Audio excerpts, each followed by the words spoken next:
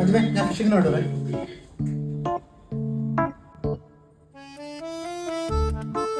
കൊടുത്തിട്ട് പോയാ മതി. A few moments later.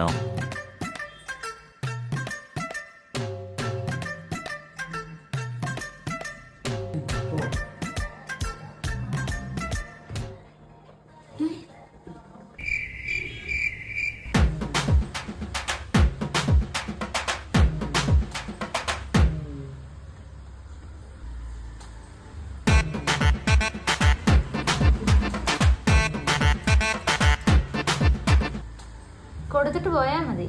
എടി എന്തോന്ന് കൊടുക്കാൻ?